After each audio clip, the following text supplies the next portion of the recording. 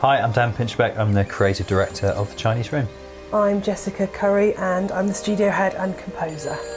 So one of the ways in which you can discover story in Everybody's Come to Rapture is through recorded devices, so radios, TVs, phones, anything capable of carrying an electrical signal basically has a scene behind it. So part of the game is going through and finding all the different places where you might sort of discover that kind of content. And it's really important to us that it isn't just, we're not just spoon feeding the player, we're not just dropping story in their path as they go. But I think one of the ways in which you as a player can really feel like this is my story that I've discovered, this is a personal journey, is by it being kind of like your responsibility to find this stuff, your responsibility to kind of uncover the mystery yourself. The kind of story that you find on these devices is very particular to the writing as well. So it's a really interesting case where the way in which you navigate and the things that draw you and the things that kind of like the choices you make in terms of how you explore and what you discover will affect your understanding of the narrative. So you'll get a different take on the events if you choose to find, say, all the radio broadcasts and if you ignore them. And I think that's a really interesting, important thing which games can do.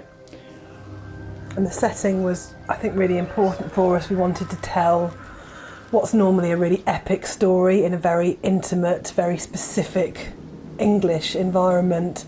It's set in 1984, and as we go round you'll see that we really are strongly evoking that period. I think it enables you to actually feel the intimacy of the story more, because normally you're in these really amazing epic settings, but this is really intimate, it's really quiet, it's a traditional village that a lot of people can relate to. What's happening just now is this is another one of the major ways in which the story unfolds, and we call these tilt scenes. These are kind of like critical, important kind of like pieces of the story, and why they're singled out and what it means, the way in which they're presented is, again, it's wrapped up in the kind of like the mystery of the story. So that's something that we want the players to really kind of explore and interpret themselves. But we're really kind of pleased with these in a way, because this is to actually engage with this content, you're using the tilt on the 6-axis to actually unlock them, kind of like the metaphor we always use is tuning in a radio. It's a really nice, different kind of feel of control. It feels like something that's much more physical, much more engaging than sort of just press a button to kind of like turn the story on or off.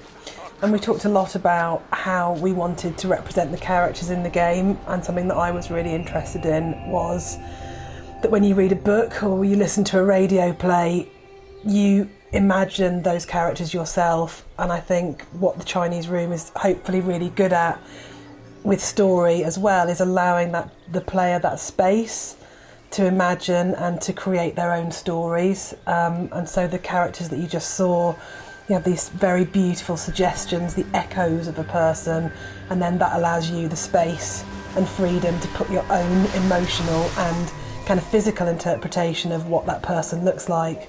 One of the things that we've always really focused on in our games is kind of like, I think that really draws us to games is the sort of the sense of just being in the world, just being saturated in the place and feeling the atmosphere of it. And that's something that was really important to us with Rapture, of like, there's kind of like, there is this story to engage with, there's a mystery to be solved, there's a very kind of like emotional connection to be made, but there's also just that amazing feeling that you get of just being there that I absolutely love from games. And games do, it's what they do better than any other medium, is just that sense of just, I'm here and it feels amazing to be here and I'm really engaged. This is a really incredibly affecting space. And we talked a lot about that in terms of making sure the player had kind of like space to breathe emotionally and room to just kind of like feel what was going on and reflect. So balancing out the kind of like the amount of content which is in there and making sure that actually we're not just constantly stimulating the player, that there's plenty of opportunity to just kind of stand and feel it, was a really important part of the design. And that's got a really big challenge. I mean, we're a team of 15 people, there's not a lot of us, and it's really quite big. And part of the reason why it had to be so big, and we built the world and then we actually ended up making the world about 50% bigger once the content had gone in, because we realised the content was just going kind of bang, bang, bang, bang, one scene after the next, and there was never an opportunity to just go, I'm just going to walk along a road, I'm just going to cross a field, I'm just going to stand behind this tree and just soak up what's been going on around me. So we kind of made our lives quite a lot more difficult really in the end, didn't we, by having to grow it. Yeah, but I think we learnt that lesson from Esther, really, that people responded to having that space to dream and to think and to imagine. And everyone said, oh, people are going to find it really boring and that this, nothing happens. But actually, I think it's about trusting the player, and I think Rapture's continued that lesson, really, of saying the player can take ambiguity, the player can take a slow space, the player can take an open world complex story, and that to me is really important. I think so many games underestimate players, and it's really frustrating as a result because they're actually quite patronised in terms of just that kind of constant stimulus. And what I really like about Rapture particularly is it just lets the experience breathe, and that will require patience. I think there's no doubt it requires a certain type of mindset, but I do think players can absolutely take that. I'm really looking forward to seeing if they can. I think they can, and I think one of the things which I really like about it is that we've actually kind of told, I think, a very complicated, very deep kind of narrative, but it's all in game, it's all in action, it's all in real time. You're not putting the controller down at any point, you're not waiting for scenes or story to play out. It's happening around you and you're active during that process, which means that it's your story, you've got the agency in it. And that to me is more interesting as a writer than a branching narrative where you can say, well, okay, it's a branching interactive narrative, but actually each one of those narrative units is going to be delivered with a cutscene.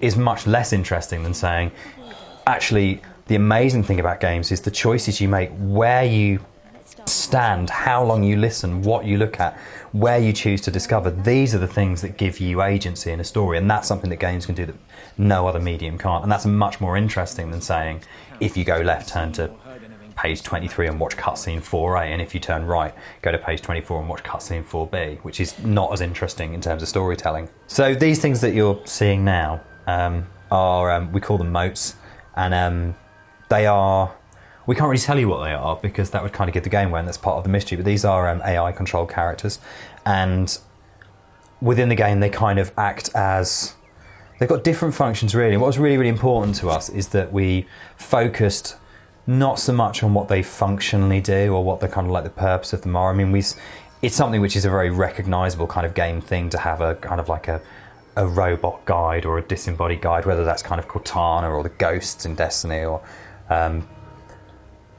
it's a very, very kind of got that thing of it. It's kind of like it helps kind of like helps you understand the world and this kind of stuff. The key thing for us when we were developing those was to really focus on the sense of life of them. And an early conversation we had when we first started designing the AI was saying the only function we want them to really have is to feel as if they are part of the world and to make the player engage with them as if they're part of the world rather than the game mechanic, which is actually really hard. We found it much easier to make something which is mechanically functional than it is to make something which has a sense of agency and is kind of effective in that way. And I think that kind of goes for all of the effects. The challenge for them has been how to keep them abstract and leave the player a lot of room for interpretation and a lot of room for the player's imagination to operate within them, but whilst kind of providing enough pegs to hang that on. So it's almost like we're constantly building kind of like architectures or skeletons that gave enough for players to be able to go, I can really engage this, I can really project into it, but not so much that they started really dictating terms to the player, which is a really quite a hard balance, I think, to find. Yeah. Obviously, one of the things that's really, really important is the kind of historical timeline of the game as well. That as well as trying to capture a really definite sense of place, we wanted to really capture a definite sense of time, and we set it very specifically. It's the 6th of June 1984. It's not the 80s. It's an absolute kind of like period, and that's been interesting for particularly for the art and audio teams to sort of say, we don't want this to be an exercise in nostalgia, but we do want to really try and find the very specific feel of that era. And it's so important to the narrative in terms of, it's an apocalyptic narrative, and the 80s were sort of with the Cold War and kind of like the emergence of AIDS and Thatcherism, mining. Yeah. It was a very uncomfortable, kind of like quite a paranoid kind of era growing up in it. And it was really kind of difficult to kind of say, we don't want to kind of smash the players around the head with this, but we really want to make sure this isn't just anywhere, anytime, but we think it helps kind of make you care about the story and the characters, that you can really situate them in that sort of time and place. I think as well it's very connected to the age that we are in our early 40s. This was our childhood, and I think it's so imbued with that sense in a way of the fear that you feel as a child, and that kind of fear about the apocalypse that was completely so relevant to us at that age. Watching threads at school, being given literature at school about the apocalypse. It When the Wind Blows. Yeah, When the Wind Blows, Raymond Briggs. It was very, very live as an issue for us. I suppose it's quite a personal exploration as well, really. Yeah, I think so. And I think that shows in the game, and I think that, kind of radiates from us down to the team, even the team that weren't even born when the game is set, which is really frightening. And we know that a lot of the players of this game won't have been born when the game is set, which is a really interesting place to be developing a game from, kind of going, because it's not history like Assassin's Creed, it's recent, it's within our lifetimes, but not within the lifetimes of a lot of people that will play it. And how do you kind of really accurately kind of get to that? But it's been great watching the whole team, including, like I say, sort of younger members of the team who weren't born when it was set, really engage heavily with the kind of, like, not just really meticulous research in terms of object design and stuff like that, but really trying to capture the sort of the feel of what did it mean to be an English rural village in the 1980s. So I think what we're really trying to do is make a beautiful game that people love being in and feel completely immersed in. It's difficult to know how people are going to respond to this game, but it's been made with a lot of love and a lot of passion, and I just think it does something really, really different, actually. Yeah, I think it is that thing of kind of going, it's a game that we really, really believe in. It's a game that it's great that Sony really, really believe in as well. And it's just, I think kind of it's nice to be in that sort of situation of going, sort of love it or hate it. It's not like anything else out there. And we really hope people love it. But it's nice to be sort of like part of that process of saying games are really expanding. They're incredibly diverse now. And what we're really trying to present, I guess, is a title which is part of that diversity and is part of that idea of going, we can do anything with this medium, so let's try this. And it couldn't be made in any other medium apart from games. Yeah, no, it's really a game. This is not a film story. It's not a novel. It's not a play. This story could only exist in a game, and I think that's really important.